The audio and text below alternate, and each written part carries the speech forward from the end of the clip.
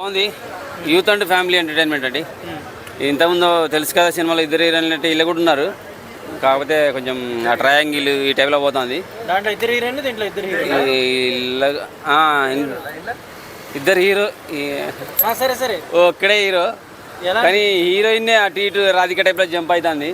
మరి లాస్ట్లో ఇంకెవరిని తీసుకొచ్చి పరిచయం వచ్చారు. రామన్ చూసి ఎవతర ఇది అంటున్నారు జనాలు. మరి సో ఏమన్నా ఉందంట.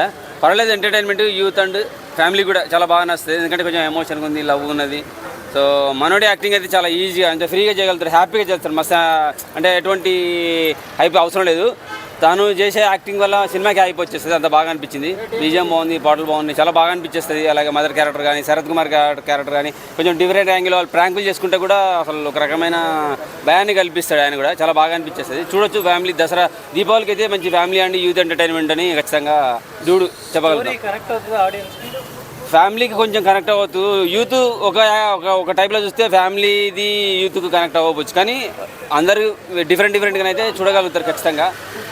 పర్వాలేదు, చూడొచ్చు. చాలా బాగా అనిపించేస్తుంది. గత సినిమాల కంటే కూడా కొంచెం అన్ని కలిపి ఉన్నాయి ఇలా యూత్ అండ్ ఫ్యామిలీకి. చూడొచ్చు. అయితే పర్వాలేదు, బాగానే ఉంటుంది, నచ్చుతుంది, హ్యాపీగా చూడొచ్చు. దీపావళికి చూడొచ్చు భయ్యా. ఫ్యామిలీ ఎంటర్టైన్మెంట్ లాగా చూడొచ్చు. బాగానే ఉన్నాయి, చూడొచ్చు. పాటలు బాగున్నాయి, ఫైట్లు కొంచెం డిఫరెంట్గా ఉన్నాయి. మనోడు ఈ యాంగిల్ ఏదో ఉన్నది. మరి అన్న పార్ట్ 2 పెట్టే ఆప్షన్ ఏమో తెలియట్లేదు. అందరు నాకు తెలిసి ఫ్యాన్స్ అయితే ఏం ఉండకపోవచ్చు, ఏదో లింక్ పెడతాడు మరి ఇట్లా అంటున్నాడు. అది రైట్ అంటున్నా, డూడ్ మామ అంటున్నా, ఏమో డూడ్స్కి అయితే నచ్చుతుంది. ఫ్యామిలీ కొంచెం ఎమోషన్ ఉన్నది, బాగా అనిపించేస్తుంది. చూడగలుగుతారు ఖచ్చితంగా. దీపావళికి అయితే హ్యాపీగా ఉంటుంది, చూడొచ్చు. బాగుంది. డ్యూటీ హిట్ కొట్టిండు భయ్యా. Thank you bye.